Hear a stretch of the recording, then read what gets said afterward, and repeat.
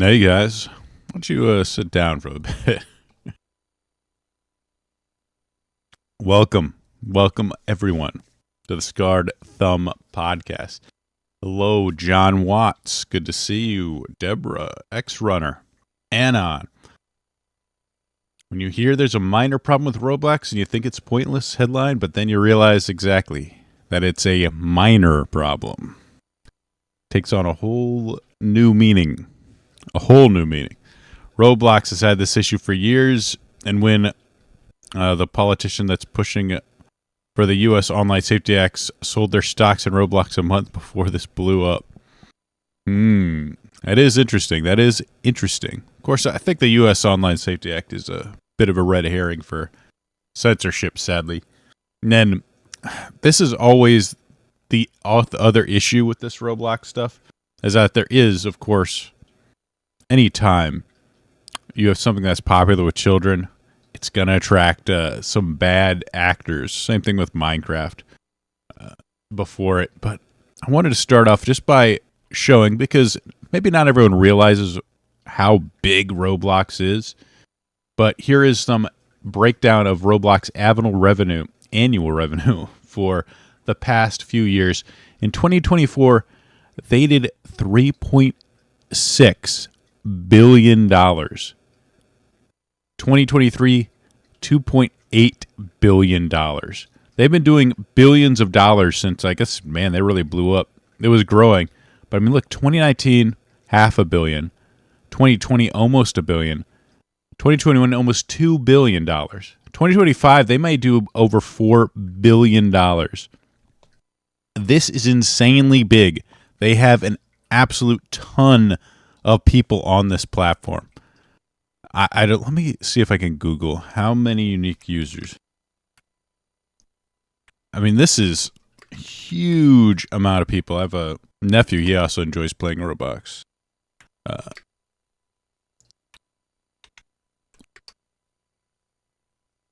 And Roblox is a platform that let's see. This means that each month around 380 million unique users engage with the platform. That's that's more than the population of the United States, I think. I mean, well, the population that we count on the census. So yeah, 340 million. Oh, well, it could be, there could be like 40 million illegals here, so maybe around the same. But that's just how big Roblox is. And most of, I think maybe all, I haven't actually played Roblox, but the content is user generated. It's, people making games for Roblox, essentially. That you can go to these different games, download these different ones and play it. A lot of sort of lobby type of stuff where people come in and they chat. It's, it's almost like an MMO, I guess, or just almost like you can just play any sort of game. I know my nephew likes playing this parkour style games where you go in and you jump around and you can play with your friends. So it's a lot of fun. It seems like a lot of fun. You can just get in with some buddies and play these different mini games, or maybe even some are full-fledged type of games, and just have fun and meet. Obviously you can talk and chat with people, which is what leads to a lot of problems that coming through. So this is what sort of triggered, I think, a lot of the backlash that we're currently seeing against Roblox. So Roblox decided to remove or go after sort of vigilantes from Roblox. As you've seen in the sort of style of Chris Hansen, you have these groups of content creators and people sort of posing as minors and trying to I guess meet up people in Roblox or something, trying to sort of doing a catch the predator through Roblox. So obviously Roblox, I mean, there's probably a few reasons, and let's just read this and see how they say why they're removing it. We are sharing more information about why it's necessary to move vigilantes from Roblox and the ways in which we review and act on reports of abuse on Roblox. While seemingly well-intentioned, the vigilantes we've banned have taken action that are both unacceptable and create an unsafe environment for users. Similar to actual predators, they often impersonate minors, actively approaching other users, then try to lead them to other platforms to have sexually explicit conversations, which is against the terms of use. Accurate, timely reporting for our community is important. Reporting through appropriate channels, including our custom-designed reporting tools, immediately and with as much specific information as possible is the best way to help us remove bad actors from Roblox. These reporting tools are designed to capture key metadata and details that cannot be captured from an email or screenshot, enable faster, more effective reviews from the law enforcement. So there is some truth to what they're doing. Of course, if you want to take it as the best and the best light, it's the fact that, these people are, one, I think a lot of these like To Catch a Predator stuff don't actually lead to convictions. I think that was actually the big criticism of the sort of show, the original show To Catch a Predator, is that a lot of the guys weren't convicted because, one, there's probably just not enough evidence, or they don't get the sort of right statements, or it could potentially be seen as entrapment. It's hard to say. And of course, them leaning him off the platform to do this sort of stuff is, maybe harder to actually find, get good evidence. I mean, these are just people, so it's like your word against mine type of scenario, where if an actual like law enforcement officer was involved, then it'd probably be a bit more believable, or at least, it has some sort of official status. But, the worst, of course, is this just, and I think what a lot of people are bringing up, is this just a way for Roblox to sort of sweep this under the rug? We don't like the fact that you're bringing attention to the fact that there's predators on our platform. Roblox is huge money, billions, like as I pointed out, billions upon billions of dollars, and a lot of the users are children. A lot of the Robux, as their sort of in-game currency is, it relies on parents buying their stuff for kids, and if parents start seeing Roblox as like a potential, which I mean honestly they should see this as, there could be pedophiles on this platform, or PDF files, whatever that YouTube safe word is for this sort of thing. There could be these people on this platform. You should approach Roblox as a place where there could be bad actors. Anytime you let your kid have access to the internet where they can speak with people, you've got to assume that there could potentially be these sort of people on there. But again, and that's the other thing, is that it's like, at what point is it? It's really ultimately the responsibility of parents to do it. And a lot of this sort of vigilante stuff centers around a guy named Schlepp, who was banned. So here's him saying, Roblox has tripled down on the latest newsroom post, outrageously comparing me to actual predators because my decoys tell adults they're children. We use the same tactics as the FBI, CAIC, local police departments use in their own operations to catch the predator. But of course, they're not actual agents too. And the sort of like content creation, like at what point what point does it become content versus a public service?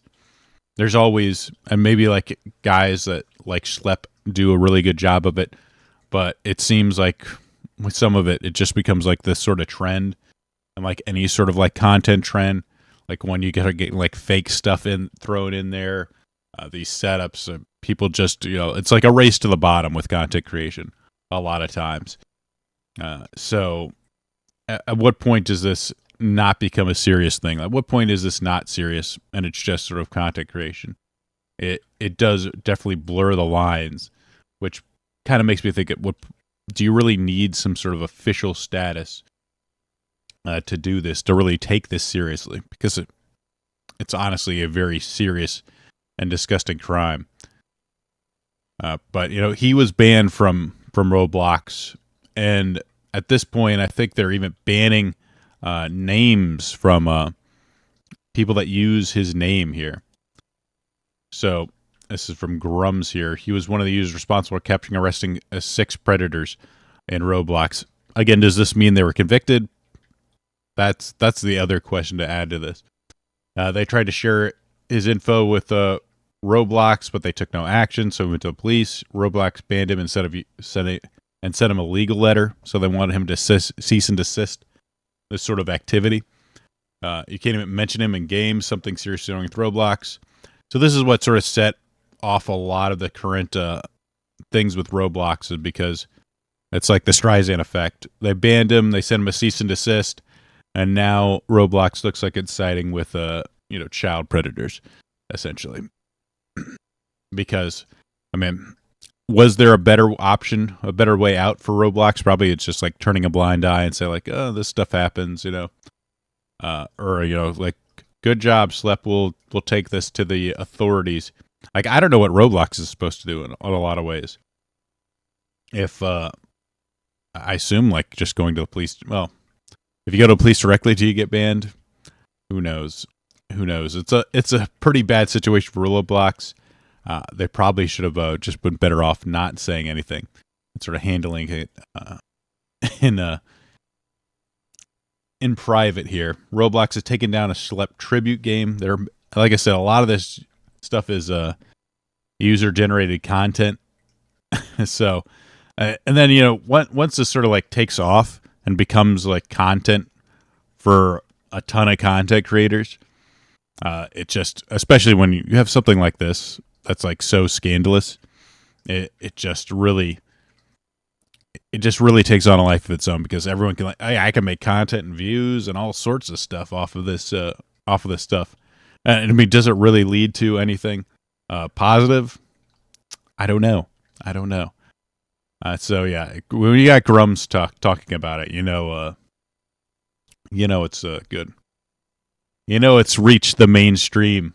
The Slep story is pretty wild, and Chris Hansen. Now, this wasn't. I didn't put Chris Hansen just for the meme.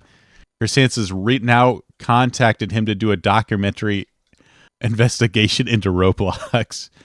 So Slep has retained counsel defending against Roblox, going after him for exposing predators on the platform. Slep was groomed on Roblox by then a developer on Roblox, and that's one of the sort of dangers of a lot of user-generated content. It's like, can devs create these sort of like platforms and then use that platform and like their sort of like authority status to target children? It's pretty wild. Of course, at the same time, there's been a lot of like good stories coming out of Roblox, like Lethal Company, the dev I mentioned it before. That dev Zekers, I believe his name is, got his start. Sort of like gaming, game dev start, making maps for Roblox. Working on Roblox. So it can be this sort of user-generated content can be like a really good start for young guys or girls to like get into game development, express their creativity. I think the user-generated content is really cool. They make a lot of like different stuff, a lot of different games, a lot of experimentation going on in Roblox, which is unfortunately stuff like this can maybe overshadow it, and in some cases maybe even ruin it. Well, it's hard to say. So it went after predators on Roblox, leading to 6 arrests. Was then issued a cease and desist. Of course, he just sort of goes over everything that's happened right now. But it's funny, Louisiana is suing Roblox, so now it's, like I said, things like have taken on a life of its own. Where like now, even governments, state agencies, and who knows, going after it. What happens when they go after it? Roblox is overrun with harmful content and child predators because it prioritizes user growth, revenue, and profits over child safety. And now that you got this sort of getting involved, at what point does it sort of ruin the game too? I mean, like child safety, and then like any sort of user generated content, just that's somewhat edgy. Is that just going to get removed? Files child protection lawsuit against popular game Roblox. Shows that through its Roblox has and continues to facilitate the pursuit of child sexual abuse material and child exploitation. Due to Roblox lack of safety protocols, endangers safety of children. So run with harmful content. Roblox is an interactive online game platform that facilitates experience for users. It allows and encourages users to communicate with each other in real time. And this is, you see so many platforms now, especially like with the Nintendo, that don't allow you to talk to users. I mean, does that take away from the experience, though? The fun of the game? It probably does, but they'd rather have no communication than have to sort of deal with these kind of issues. There are nearly 82 million active users and more than 6.4 million experiences within the system. So 20% of the users are under 9, 20% are 9 to 12, 16 are 13 to 16, and a whopping 44%. So the majority are 17 years of age or over. Is there no minimum age requirement and requirement of age verification or parental permission, which I think there probably should be. You can easily say that they're younger or older than their actual age, allowing predators to pose as children for children to bypass the age requirement. There's definitely probably stuff that Roblox can do to get in, but like the problem with a lot of user-generated content is it's pretty easy. I just made a fresh account to get a Roblox account. I'm gonna go ahead and I'm gonna join Meep City, and I just want to see how long it takes until I see something. This guy looks like a fucking anime character. Inappropriate in the game. All right, so I'm gonna go ahead and join on in. This is a fresh account. All right, never played on it before, and yep, there's a penis. So yeah. I mean, well, is that the worst thing ever? This looks like normal. This is what happens when you allow just any online content to take place. You end up seeing shit like this, which again, you probably shouldn't let young kids play Roblox. Honestly, maybe teenagers, probably. I mean, that's kind of par for the course. It's always hard, especially when you starting like talk about stuff like this. That's sort of like child safety laws. Like back in the day, this was just normal like internet bullshit that you'd like. Oh, there's a penis. So with second you allow people to make sort of content, they're gonna push the edge. And just stuff like this just mean like there'll be nothing like this. Like you have to like go through a filtration process, like total like lockdown of what content's allowed. We'll see, but I mean, some of this stuff is like just. I mean, look at this crap. It's like the most hood shit. That's like, again, they allow user-generated content, and it turns into the goddamn ghetto.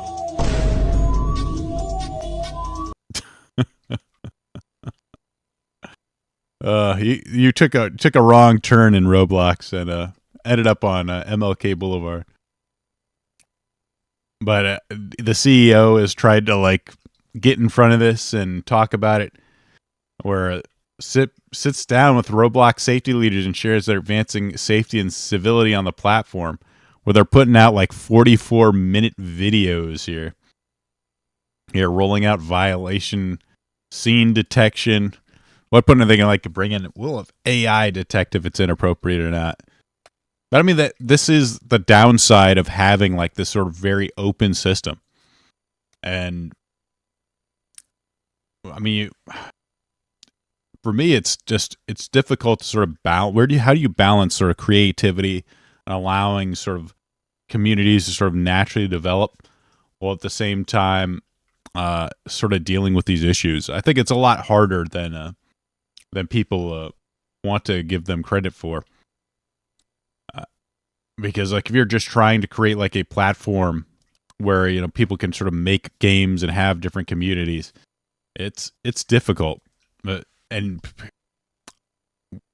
on one hand, it's very hard to see like so much like video games sanitized. and just stuff like this end up just leading to that. I don't know, because honestly, I think most of the Roblox platform is actually pretty safe. If there's hope, maybe at some point they can just add like certain, like here's like a certain portion of Roblox that's very structured, that maybe doesn't have online communication. These games are safe. They don't allow custom skins or custom anything else. You could just go on and sort of play, and you can stick to that area, and then still allow for users to sort of have the sort of like wild west, more open area. But again, like the problem is like parents just aren't going to be engaged with this stuff, and that's always what happens. Is like parents aren't involved, they aren't disciplined with their children. I just let them do whatever, and it can lead to, unfortunately, kids getting tied up in these sort of very bad situations. Roblox has lost 2.4. Well, their market cap's gone down. I always hate they've lost $2 billion. I mean, their market cap is still can go back up. So maybe a good buying opportunity for buy the dip on Roblox right now before it pops back up. Like, I don't know if anything's going to come of this, unfortunately. At the end of the day, maybe Roblox will crack down more. And there'll be less user expression, and maybe that needs to happen to protect kids. I don't know, but I always think like once this sort of like reaches this sort of like viral pitch, and this like sort of like mob mentality gets involved, where it's like we got to protect kids. Like there's a bunch of people like leaving their programs. Like I need to leave this because Roblox is just the worst thing in the world. They're not doing enough to protect kids, and you have a lot of this performative stuff sort of going on. And maybe it's not performative. Maybe it's genuinely a genuine response to this, or to try and put pressure, sort of genuine protests of people leaving very lucrative creation programs to sort of protest against what Roblox is doing and pressure them to do more. We'll see. We'll see what happens going forward. Right now, it's a definite shit show, and don't let your kids play Roblox. I guess maybe that's the advice to take. Don't let your kids play Roblox, or make sure they're playing on sort of safe servers. Well, let's move on from this. With this stuff, I just don't. I like the cry. Oh, we got to protect the kids. We got to protect the kids. We got to make this content. In the end, like, does anyone really care if there's like actual results attached to this stuff, or is it all just like blood sport, entertainment TikToks? That's the thing that gets me about this. Like, where's the actual like follow up after they like get arrested? Do they just get out? Does anything happen with them? I just don't know. And I don't think does anyone care at that point either? Once there's already video's done or the show's done, what ends up with it? Let's move on. Let's talk about something a lot more fun. Pokemon Legends ZA battle system first impression. So this is Pokemon Legends ZA is coming out sometime later this year. There is the World Championships in Anaheim for Pokemon, and they had a playable demo. And it is kind of crazy that Pokemon's actually trying something different. And I really like the fact, because I mean, Legends ZA tried some different stuff, or Legends Arceus, or Arceus, however you pronounce the damn thing's name. Tried some different stuff, and Pokemon Legends ZA seems like it's pushing just a little bit in a different thing with their combat system. And I really like the fact that this is kind of like a spin-off series, but still clearly has some money behind it, and they're experimenting with something different.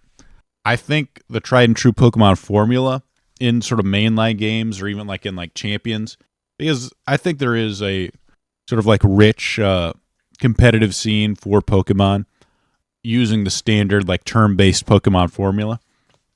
And they shouldn't, destroy that, because it's something they built up over 20 plus years at this point.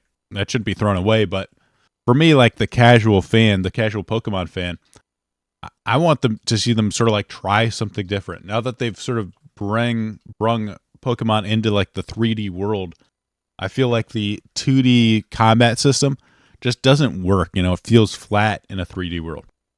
I would love it if they'd actually go back to making some 2D Pokemon games with the, sprite arts and that kind of stuff. But that isn't happening anytime soon because this sort of 3D stuff is, I think, a lot cheaper to make.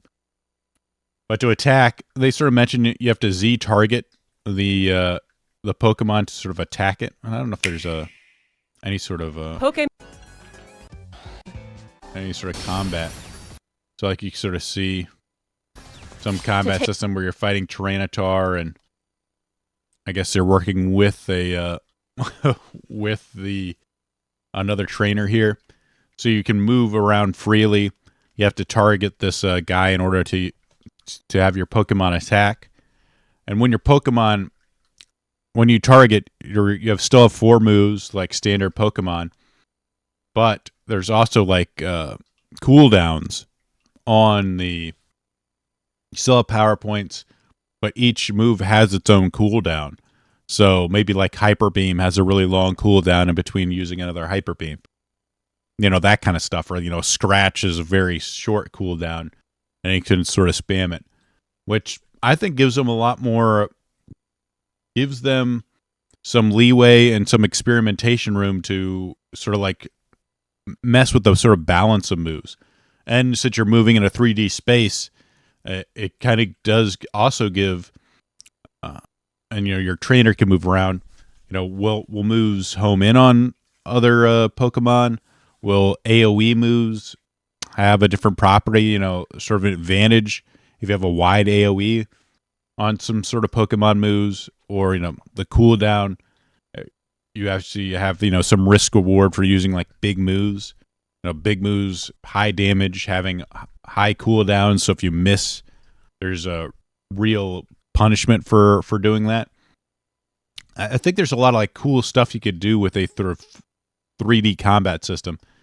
And even this article mentions that it sort of feels like an MMO, which, the way to describe it, I think that does definitely fit. You have moves with cooldowns, you can kind of move around, but you're sort of still in a kind of a turn-based system, sort of like a hybrid between it. It would have been cinematic like in the animes. I wish when Pokemon came out in the 90s, it would have been cinematic like in the anime somehow. They ruined that for me. Yeah, I always enjoyed old Pokemon. I thought it was really good. But I sort of burnt out after the first 2 games, just playing them a ton. And like they just haven't done anything that different, since then in the mainline games in terms of, they have like different like natures and IVs and that kind of stuff. But it's still a very just turn-based combat, grinding your Pokemon up. I played Final Fantasy 14. I haven't played 12. But they mentioned that they'll have the same thing. They'll have trainer fights, and the trainer fights are a little more restrictive on what you can do in terms of like you don't have to dodge attacks, but in like these big like rogue, the sort of like Pokemon boss battles, like your character can take damage. The actual like trainer character. The same thing with it was the same thing in Legends EA where you have to like kind of like dodge around, but this time your Pokemon's actually going to be involved in that too. Before it used to be you have to like kind of like stun him and like throw balls and like whittle the guy down while you're dodging attacks from the Pokemon. And then like when it's like weak, or I guess at any time, you'd have to throw out your Pokemon and then just become turn-based at that point. It's just like the standard Pokemon turn-based system. In Legends EA, it looks like they're actually trying to like move in. Like, hey, we did this sort of catching system a little different. It felt very 3D. Now they're actually going to go and try and make a 3D-esque sort of combat system. And I like that. I think them experimenting with it, sort of taking Legends and like, here's like a fully 3D Pokemon game that is like 3D gameplay, 3D like Pokemon catching. and was still with a sort of like story attached to it. It sort of feels like a mainline Pokemon game, but it's something different. I like the fact that they're taking some risks and some experiments with the system. Even though they have like I mentioned, like a 25 or 20-year sort of like combat system they've sort of refined in the mainline turn-based Pokemon system. I think it's a good thing to give players that may not be like super into that at this point something different that they can try out and play. So far it's looking pretty good. I did a pre-order for it for the game. It came with like a playmat, so like I might end up trying like selling that secondhand. We'll see. But I'm looking forward to it. I'm definitely gonna at least try it because I like Pokemon and I like the fact that they're trying something different. And so far the graphics are okay. I think the Switch 2 has enough power. I still don't know why someone with like so much money, they have to have like, you're guaranteed going to sell like 10 million copies of this game. I really don't see like how they get outdone by Nintendo's mainline games. I mean, maybe mainline Nintendo maybe just has so much more talent and so much more prestige. They just attract that level of stuff, that level of talent. And that's one of the issues, I think, with some of the games and why they've sort of slowed down. Is if you're just churning out games, or you get the impression that you're churning out games, how are you going to attract like top level talent? Is it just going to be pay? Like, hey, we'll pay you a ton, and you can make shitty Pokemon games, shitty looking Pokemon games. I feel like it'd be embarrassing for devs to if they get that sort of title for it, or like we're going to rush. You're going to have to like churn out and be rushed the entire time. Meanwhile, Nintendo is just known for like, hey, if it takes time, it takes time. We want it to look really good. And I think that's one of the reasons Nintendo still retains and attracts top-level talent. But ZA, looking good so far. I like some weird stuff. And hopefully they do a good job of sort of creating an environment where Pokemon really does, that's a little loud, really does sort of feel like they're like living together in the city. Let's move on. This is a Nintendo game that isn't looking good. I don't know if you remember some of the impressions. So this is Drag and Drive. Has a 59 Metacritic average. And is this just the fact that it's a very different game and they don't want to kind of adapt to this environment? They don't want to adapt to it. So honestly, if Nintendo want to make a game that showcased Joy-Cons, they should have just made ARMS 2 and somehow incorporated the mouse functionality into that. Nintendo swung and missed with this game. And if you haven't seen it, this is a sort of interesting video that says... I don't feel comfortable slamming these Joy-Cons onto a table. These things are too expensive to be dragging around like this. Nintendo's like, here's a game where you bang your controllers on the table. $100, please. I don't... So basically, you have the Joy-Cons, you rub them, or, you sort of push them on the table in mouse mode, and that sort of imitates the wheels on a wheelchair. Just making a wheelchair basketball game with that sort of gimmick. I mean, in some ways, it's probably pretty cool. Maybe people in wheelchairs like it, and it is a very tactile feel. This guy pointing out that considering the price of the Joy-Cons, is this something you really want to do? Like, if you have to like constantly bring them up and down on your desk, is that going to be very good for the long-term health of your Joy-Cons? It doesn't feel like it. And not to mention, like, the aesthetics of this game just don't look good. I just don't want to play a disabled guy in a wheelchair when I'm playing a sports game. I want to feel cool. And sorry, disabled people, but being in a wheelchair it's very hard to make that look cool. I mean, Ironside was pretty cool detective thing, but it's only because he had I forget who played Perry Mason, but you got some mystique in that, and he's not trying to be a sports guy or adventurer. He's just the a lawyer, or an investigator. So it's a scam for you to buy more controllers. I feel like Mario Party, that is the biggest scam, just to get you to buy more controllers. Had the visual design of a Unity asset flip. It does, yeah. The visuals on it look very cheap as well. That's a good point. It just doesn't look... It looks kind of like a crappy sort of version of Rocket League. It just isn't working. And this is not particularly related to video games, but I was amazed to see this. AOL will be discontinuing its dial-up internet service after 34 years in September. I was shocked that AOL still had dial-up service going on, but holy smokes. It's still around, but finally shutting down. Good old AOL. What a trip down memory lane. And this is just some random news here that I thought was interesting. Sarah Bond, president of Xbox, has also joined the board of directors of Tyson Food. Doesn't imply she's not leaving Xbox. She just, working with other stuff. She's going to help Tyson wash their chicken, I think. Make sure that food safety is very good. Dial-up modems, they make a great voice tab. But this was interesting. Very interesting. I have no idea what this meant, but some people might know.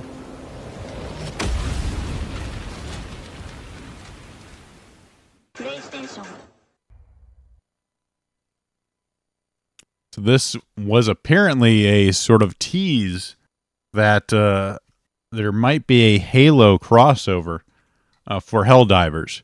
Helldivers is coming out on Xbox at some point.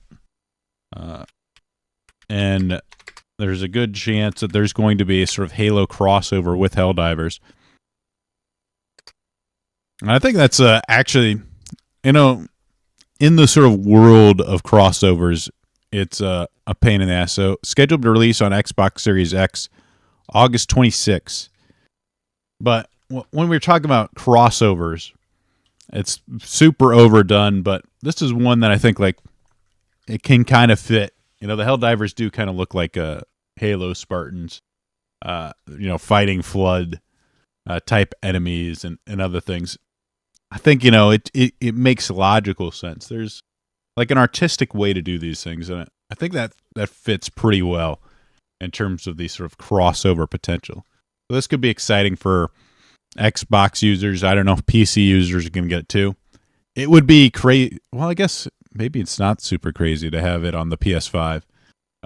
Master Chief on the PS5 at this point, because Bungie, who made the original Halo, is owned by Sony now. So it's what is an exclusive anymore? Everything's merging together at this point. Though I guess it would be weird. The console war is, I don't even know what's going on with. Is there a war anymore? Everything's so entwined at this point. We got a few Smash news. I like looking at some of the Smash stuff. So dress code for staff during SmashCon was sexy lingerie. They're doing some Rocky Horror Picture Show type of crap. You know what? I think I'd rather have the Lego hoodies in the audience than this kind of shit. And then there's people like, oh, there's children in attendance. I mean, this is just, again, another humiliation ritual for men that want to actually like something. Like, hey, you got to be okay. If you're a guy that wants to like video games, you got to be okay with this queer stuff. If you don't like this queer stuff, then there's something wrong with you. And, but sexy lingerie, okay, but there's another thing that's not okay, and that's booing. Super SmashCon has banned booing from their future events. Anyone caught will receive 1 year suspension. You have to wonder at what point, do they just cross the line and people are just sick of it? It's like the event is no fun at that point. Because, a lot of these storylines between players, you have these sort of heroes and heel dynamics. It's, typical wrestling psychology. But you can't boo. You seriously can't boo? That totally removes a lot of audience interaction. What are you supposed to do? And are they just going to find alternatives to express their, discontent at something? It's too soft. At some point, something has to give. And I'm really hoping like alternatives start popping up that aren't run by giant pussies.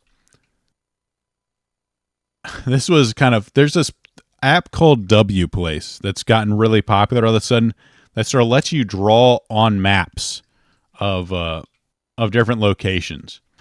And I guess just sort of, but the problem is, if you're familiar with the 2B2T anarchy servers, where people will build these grand things and they just become destroyed because just anything goes here. Well, this is what's happening on W Place as well. So Grass Winder passed away recently, and like during the location of the ranch, someone was building this sort of memorial to it. But as you can sort of see in the corner of the bouquet, W Place is very popular with Deltarune fans, and apparently Deltarune fans love to vandalize these sort of tributes and other sort of nice things. People make nice things, and then sort of Deltarune fans sort of troll it and vandalize it. And this has sort of been happening over this app all over the place, where, as you can see, like this just completely destroyed at this point.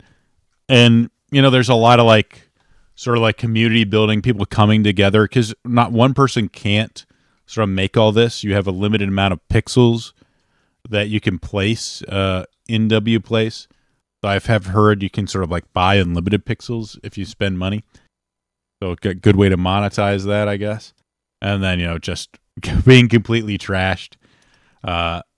People that make anime girls. Apparently there's a place called Cunny Lake somewhere in the world. I think it might be Brazil, where there's people, this sort of wars going on over art in the game. I guess this kind of is a game at this point, rather than just sort of an app.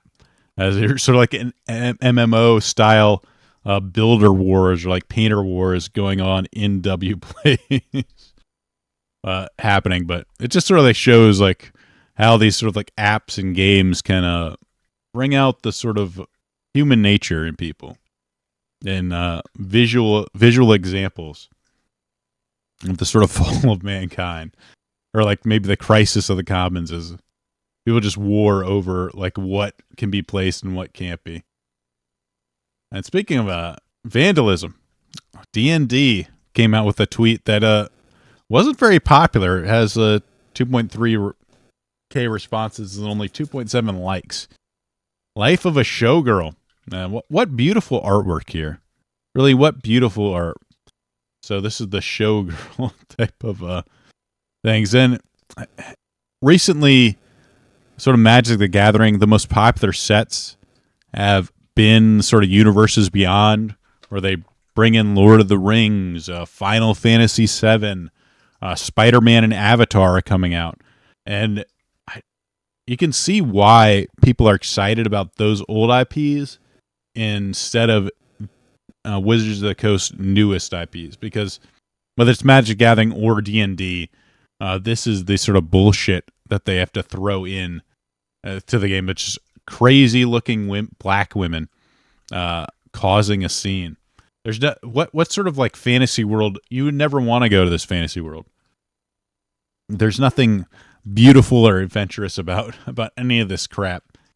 And of course people responding with stone toss memes, Dungeons and Dragons. What does this have anything to do with any of it? But this is what Wizards of the Coast puts out now. So they've got to go. I'm sure what point does D&D just sort of try to bring in other universes to that game? Maybe that's the next logical step. Hey, Final Fantasy VII's been doing so well with Magic the Gathering. Let's create this Final Fantasy VII D&D adventure and then have all their artwork in there instead of ours that nobody likes for some reason. I don't know why. It's not popular with people anymore. But that's D&D and Wizards of the Coast right now. And they just keep doing so well too. Financially, they're doing great. Like trading card games are up right now, and Wizard of the Coast is the only thing making Hasbro money. So like they just keep having success in spite of themselves, and that's probably what's driving me the most crazy. But there is alternatives to tabletop games now. At least it's opening up different avenues for people to like make cool stuff. And the same thing with the TCGs like Flesh and Blood and I think Sorcery. Like, hey, we can still have cool artwork. It doesn't have the same popularity as this game right now, but 20 years down the line, are they going to fall off? You know, will they eventually destroy themselves with Universes Beyond? As no one is interested in like actual Wizards IP anymore because of this. Right now, the Universes Beyond, you know, I think they're having some issues with Spider-Man, but you can only do this for so long, and it cuts into your profits, or maybe not if you just make the product more expensive, because you have to pay for the licensing rights on this stuff. And how long does that last too? It opens up a can of worms for them. So they still need to be able to make good IPs, you know, that are exciting. But at this point, if this is what they're making, good luck. Last thing I want to bring up is this. I've been looking forward to this game because it looks pretty cool. But you can now play the Stage 1 demo of Conjuctivitizer. Whether you're a hardcore shmup scoring junkie or you want to see some silly JP pixel art, please give it a try, which is what we're going to do today. Let me fire up the Steam and let's play some Conjuctivitizer. Cunning Lake is west of Houston. Lots of Blue Archive art there right now. I kind of figured. So there's been a war on that as Blue Archive fans try to, cute and funny art. They try to put their sort of Blue Archive art on Cunning Lake, and people try and vandalize it. So they got their own sort of like 2B, 2T style builder wars going on and trolling shit. Maybe that's fun in its own way. Let's get into the demo, and we're going to play it live. Nope. Let me switch over. We're switching over to gaming. We're gaming here, guys. Some live gameplay. This is Conjuctivitizer. Let me know if the sound's good. Give me a 1 in the chat if the sound and my voice is coming through.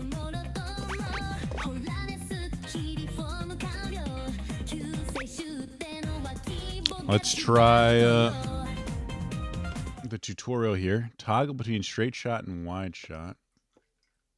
Okay. Use the sword to deflect blue bullets back at the enemies. Okay, you save a sword. Use the sword to absorb yellow bullets and charge your conjunctivitalizing meter. Okay. The sword has no effect on red bullets. You must dodge them. Colliding with any color bullet will cause Lisa to take damage. Okay. Unleash the conjunctivalizer when your meter is fully charged. Okay, I assume that's like a bomb. Enemies defeated with reflective bullets of the conjunctivalizer later will leave behind point items. Increase your score to power up. So you can get points. Oh, you can also power up too. So there's a gameplay advantage to it. You can also use a full charge to recover 1 heart, but you lose 1.5% of your score. Okay, so you can sort of sacrifice survival or sacrifice points to survive. So it can also damage enemies, but isn't very effective. Okay. So right now you can sort of see this sort of got like some city pop. Oh, good, it's working. You can see like this sort of city pop music. Let's play normal. Let's give it a try on normal here. I like how it's called Baby. Oh, that's a good, cool, fun sort of intro. All right, so that's shot. That's my sword. How do I change from wide to... do I have a wide shot? Okay, so we can absorb that. I can reflect that, okay.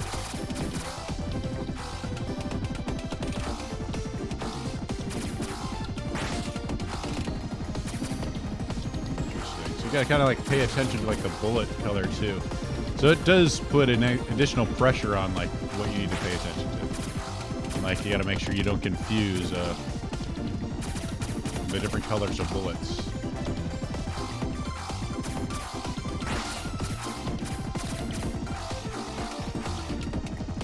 It's all red. And you sort of see like the sort of graphical style is pretty comical, very absurd. Which I think is like a, you know, very Japanese style game. Oh,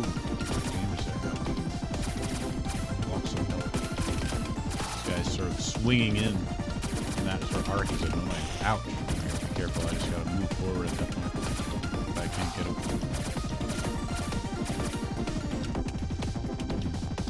I don't. Do I have? Oh, I do have a conjunctivalizer. I don't know what any of the controls are. And one of the downsides with these, ouch. Oh, I took damage. Those are actual, like, they actually hurt me. Okay. So I gotta be sure I dodge this stuff. I never liked sort of a, man, you can't even kill these guys.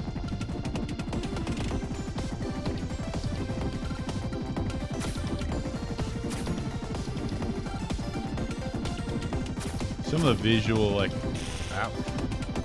I'm steady. Boss. How do I... Oh, okay, that's how I use my laser.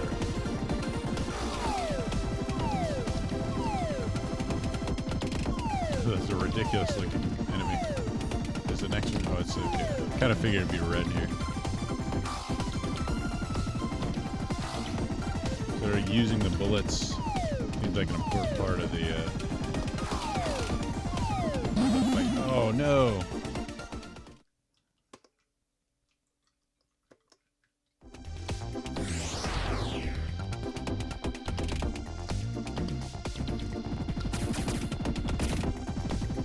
We'll be able to get it next time. I do like it's almost like some of you hear in like Wii, it's like Wii tech demo type of thing. I do like the background music is pretty good. It's like a very chill. One of the things that attracted me is the sort of aesthetics of the game. I think it looks pretty fun.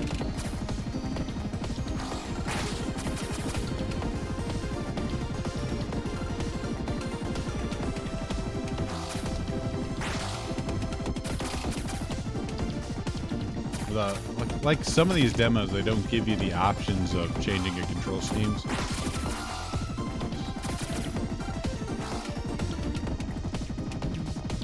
I got my full charge. Oh, that's so if I hold it, I can restore health, I guess. I gotta avoid these damn birds. Get in the ass. You're not gonna get me this time, birds. Like, I think these are supposed to be some sort of Japanese treat. Like dango, but dango, I think is the name of it. Oh, that's random.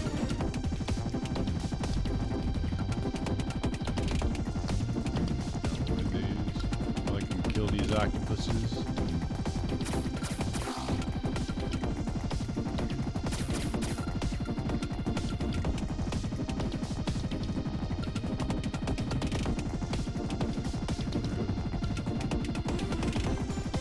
This doesn't seem really like a bullet hell. I mean, the amount of bullets on the screen are pretty limited. I'll probably try it on hard and see if it's any harder. Of course, this is just the first stage, so. Fruit of the Moon. It's a play on Fruit of the Moon.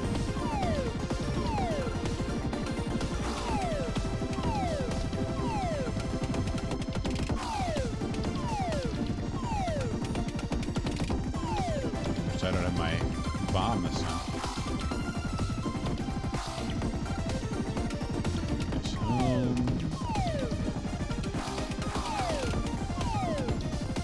Get some damage here. Collect these. Whoa, giant man. Ouch. Oh. Seems like absorbing him. Also, it can potentially get you hurt. Because you're sort of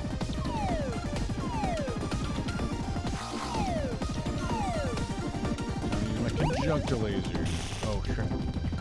Get my health. I gained health, but I also probably should just use the laser to damage instead of.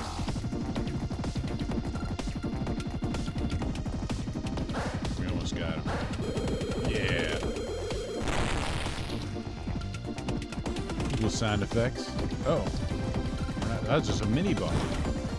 That was a stage boss. Guys have a ton of life.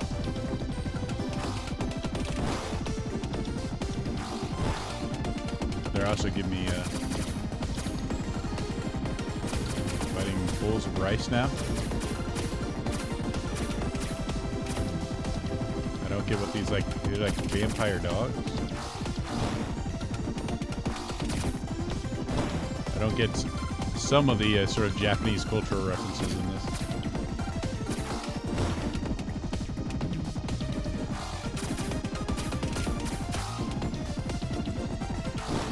That was red. What's going on here? The way they see us move is a little bit crazy. Ah, damn. I should have seen that coming.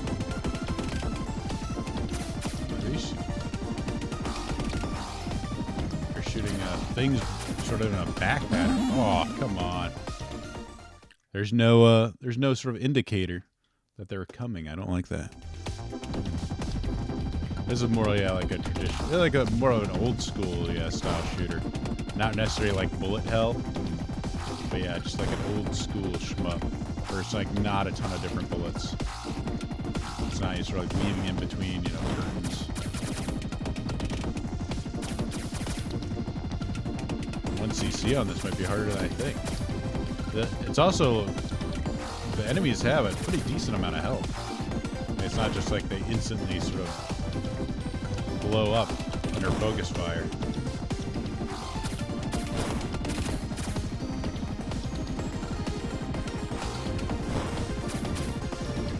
Get out of here.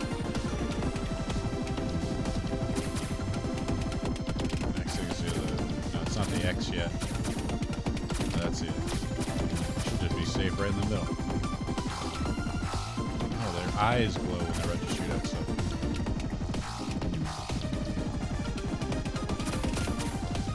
Oh, crap. They got me last time. Cheap. It's cheap. Like you're trying to, kind of takes your eyes in a lot of different directions. You're trying to pay attention to the stuff coming in front. We got these bullets coming from the back. I'm trying to absorb them as well. I probably need to use this. Conjunctivite. Wait. How do I use it as a... I use it to drain life. How do I use it as a... Damn. I don't quite understand.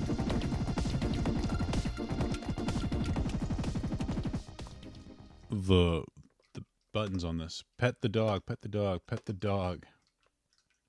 What in the name are you talking about? All your games need is to pet the dog and it will sell like hotcakes. Stupid thing I ever heard in my entire life. You must be a failure. You can't keep up with the time. My sweet child, your birth on this earth was a failure. One which I will rectify now. Damn, that's pretty intense.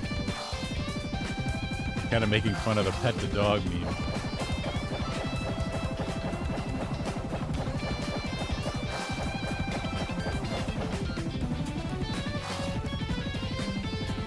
This poor dog.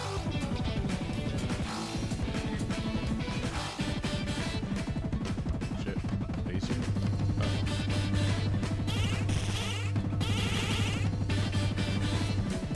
I don't know how I dodged, how I'm supposed to dodge that.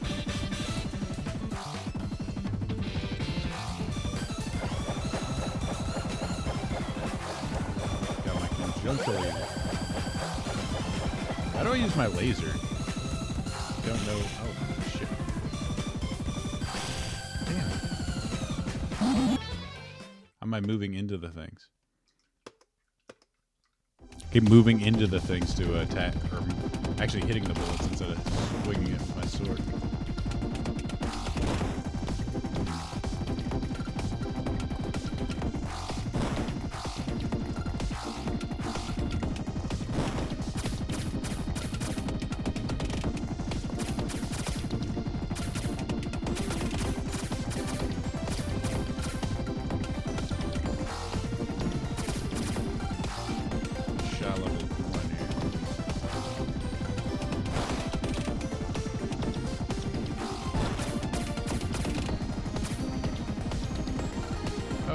this switches. Interesting. Oh, this is a real... Again, it doesn't let me customize my stuff, so...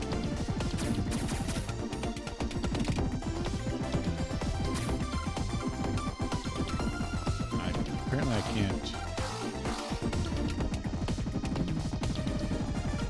It's like a toggle. Ah, fast.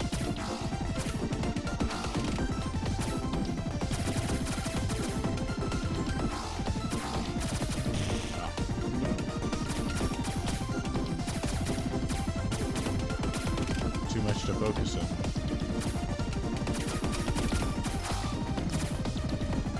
Need to try to absorb. I gotta like move around the screen to try and absorb bullets or reflect bullets. Okay, so I got my lasers. How do I use it though?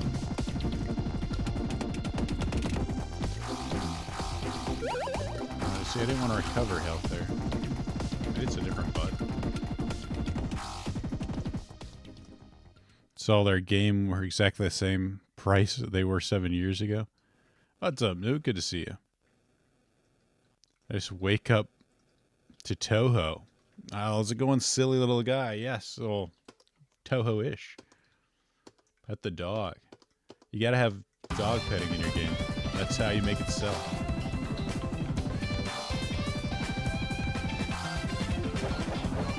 That's founder.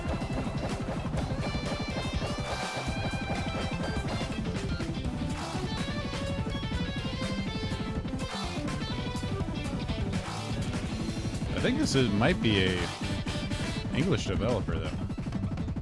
So this is gonna like, how do I have no idea how to dodge that.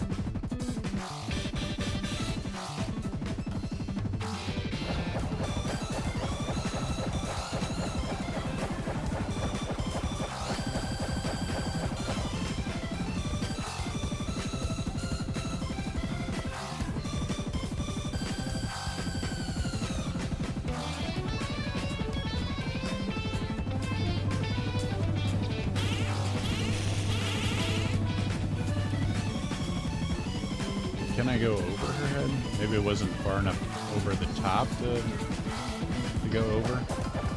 I'm not sure where her hitbox is.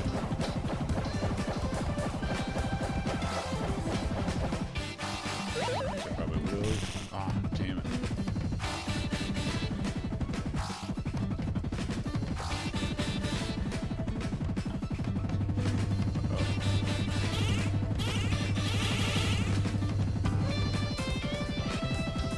For some reason it went the other direction.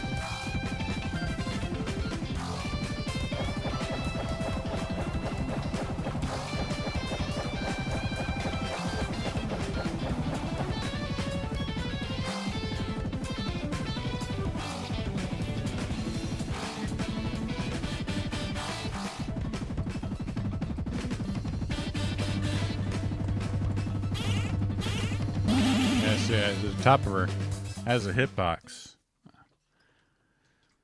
I don't know what I'm supposed to do there.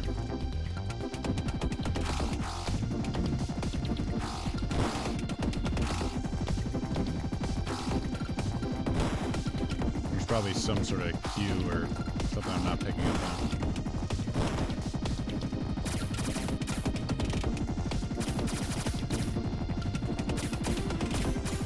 I'm also not sure how to make my, oh, I got hit by the words, not the thing.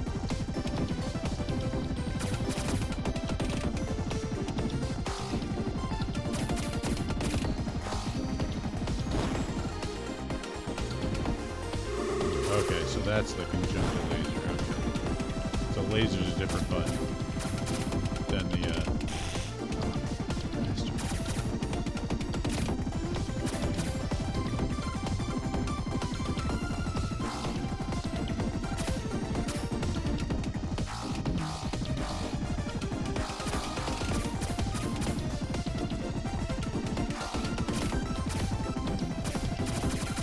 I don't know how many of these things I need to absorb to it. Just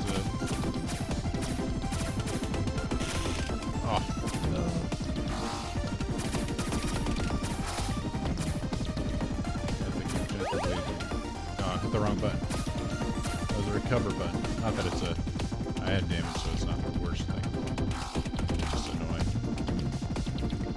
There's 2 bomb buttons. I'm not using, so I need to like... Oh.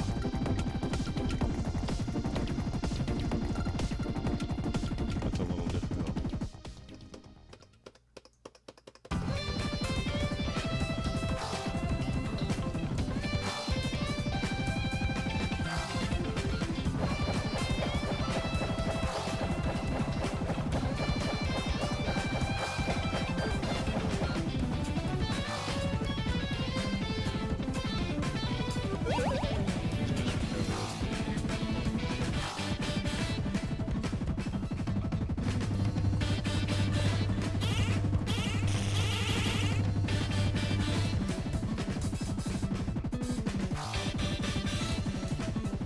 Next time I'll try and go above her. But I'll do it quickly before she starts using the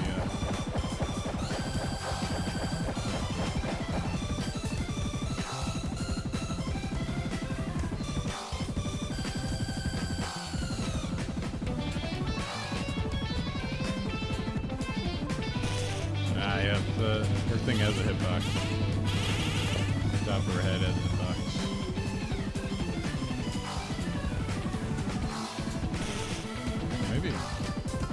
Maybe the laser doesn't have a hitbox? Oh no. That's hard. We will continue.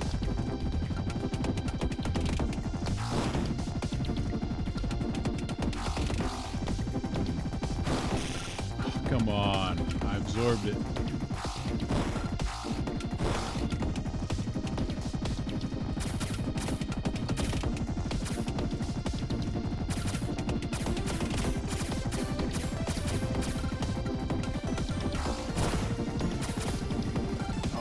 Did I miss every single one of those? Oh no.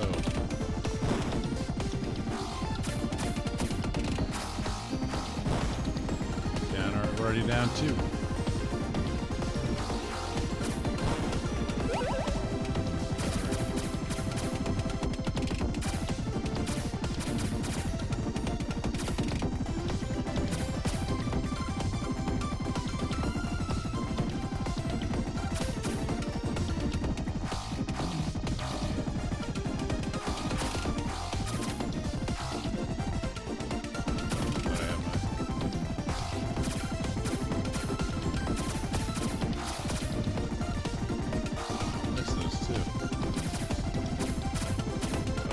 Some of this stuff.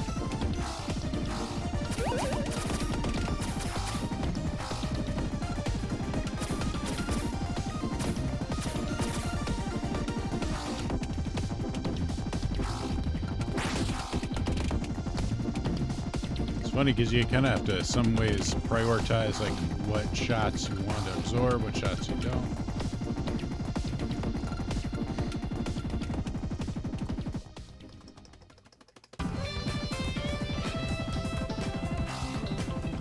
Deeper than a first looks. Oh, no. Damn you.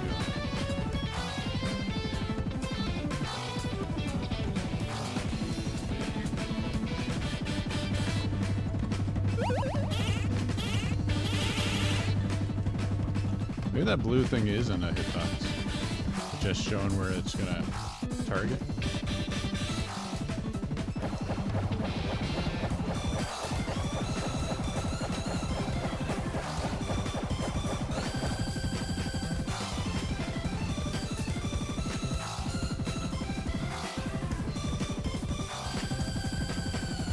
Let's see. Yeah, it isn't doesn't hurt you. I was fooling myself by dodging. I outplayed myself here. Gotta watch him put the end up. There we go. We're doing well this run. Locked in.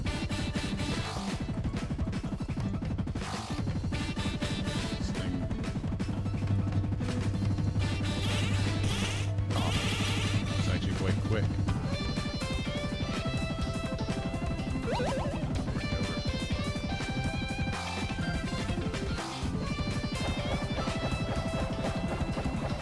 There we go. Building up the dog.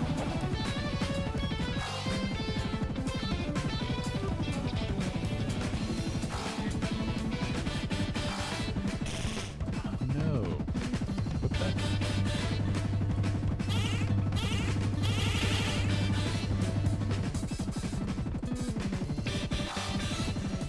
Oh, crap.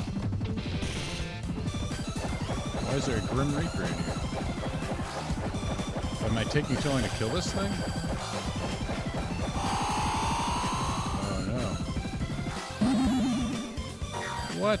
What the hell was that? If you take too long, it's like it starts to kill you? What's going on? I have no idea what that Reaper stuff was about.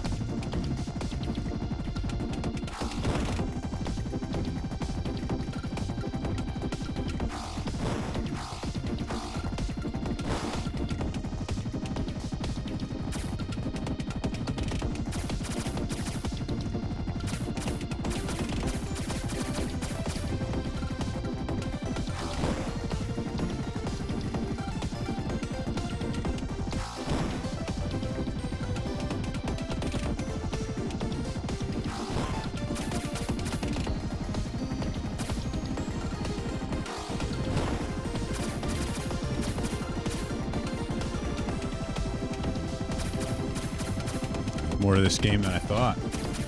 Yeah. I'm not sure.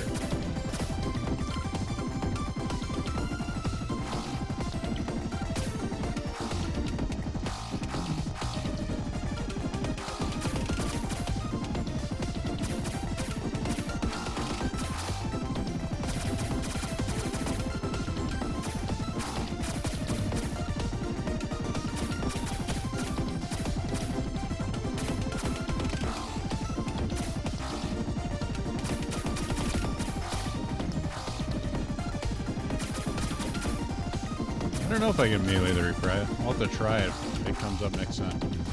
I'm just have to try and get more aggressive with reflecting some of the shots. Oh, damn it. I should have known that was coming.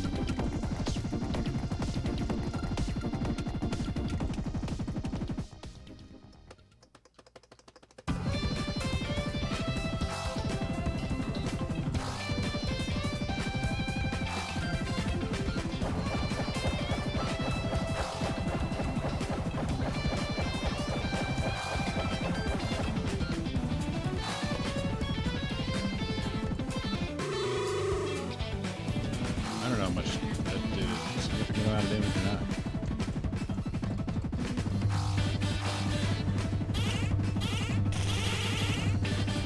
Crossing through it's probably a bad idea.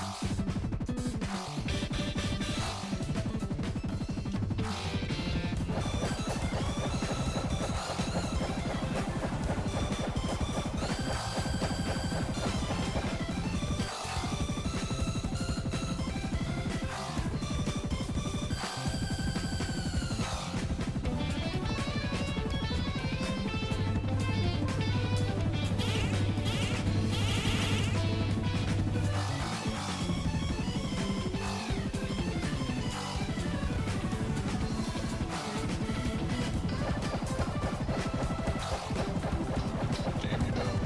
Get out of my way.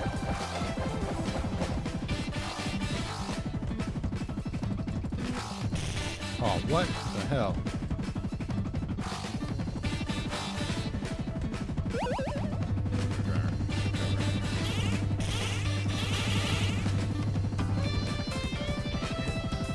Didn't want to take that hit. Alright. Let's move to the next phase.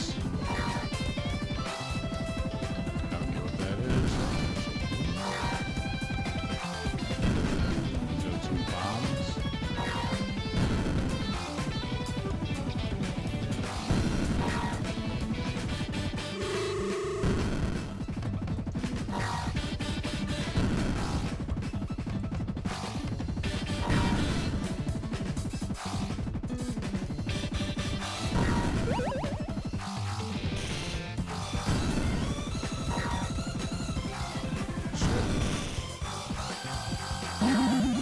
Come on. What the hell am I supposed to do?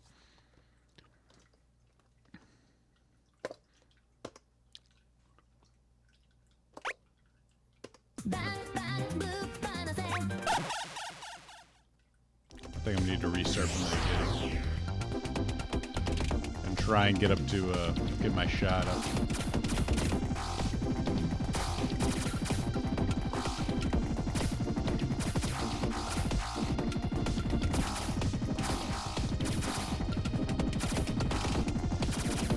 If I get my shot level to, level 2, I'll probably do enough damage to actually kill it. Maybe that's just kind of like the part of the difficulty curve of normal.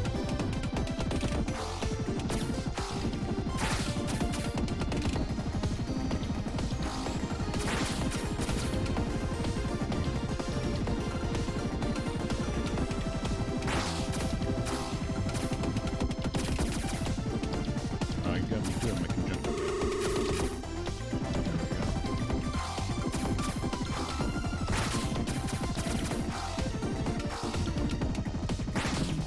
Yeah.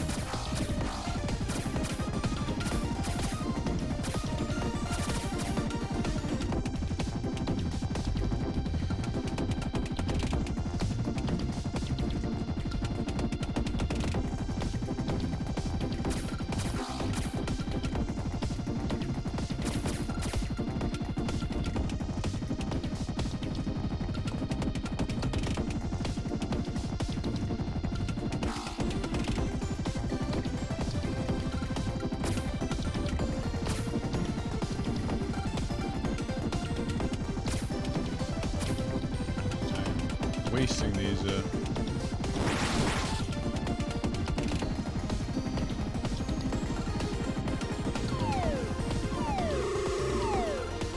my laser does not do a lot. It seems like it does a lot of damage to it.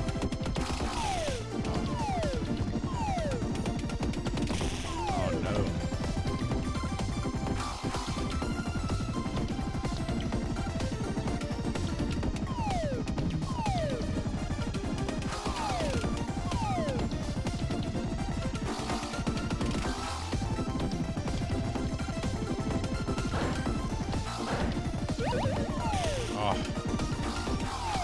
No, damn it. I'm trying to absorb more stuff. I'm just sending myself backward with it.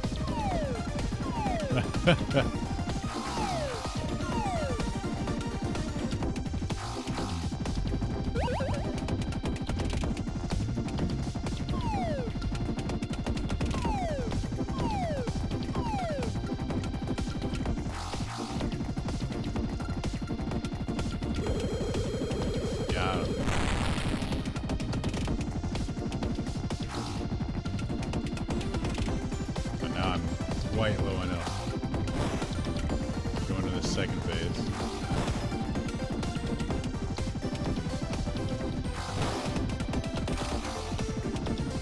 I don't know if I'll get to stage 2 beforehand or not. Or shot level 2.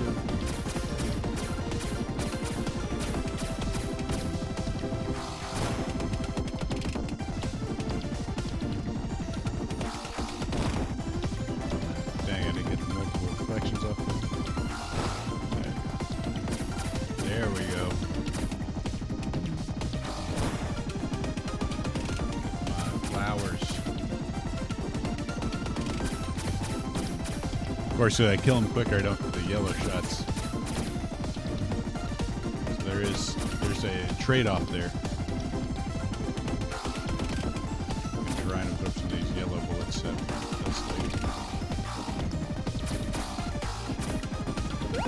Oh no, I hit the wrong button. I wanted to. Oh, terrible.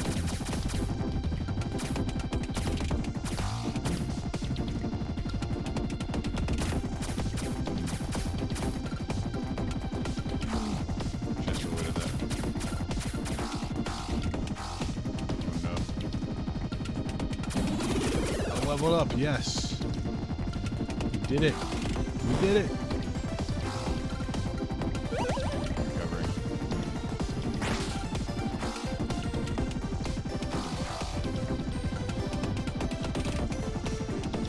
I'm hoping this, I've got less life, but I'm, a powerful shot. Hopefully that means I still gotta get aggressive here and deflect these shots, I think.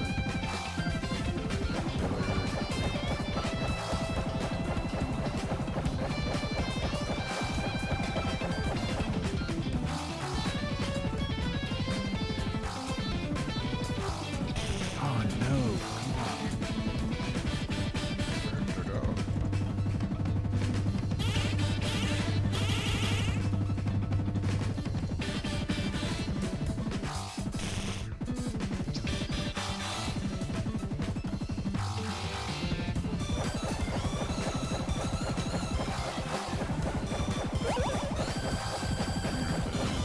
Recovery.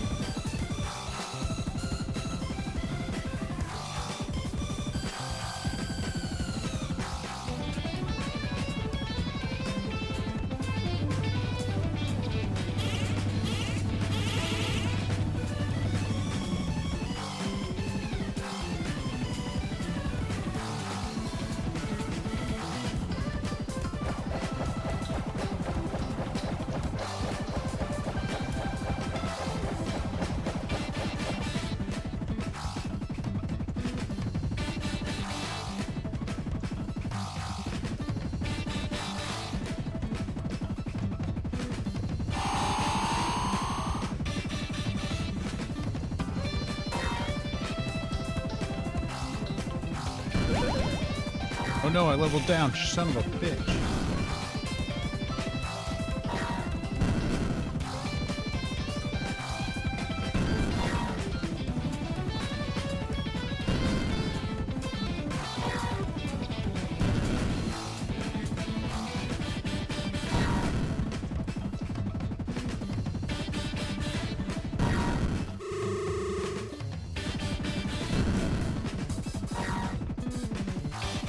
Oh crap. No, the leaker. Kill it, kill it, kill it. Yes! Woo.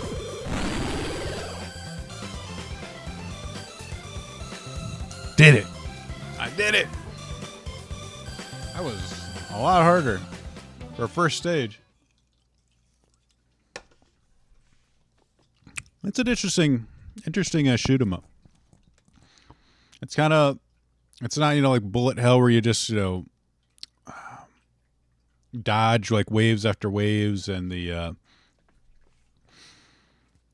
you kill enemies really fast. It seems like it's like very, very made or built around the fact that you have to reflect stuff to get a lot of these flowers and manage your score so you get the higher shot levels and really attack aggressively on these enemies. It doesn't really tell you that there's a time limit, but there's clearly a time limit. And I assume on easy it's a lot easier, or it's a lot more lenient on that stuff. You kept getting parried with the laser. Yeah, exactly. That's pretty cool. Pretty cool game. Interesting aesthetic.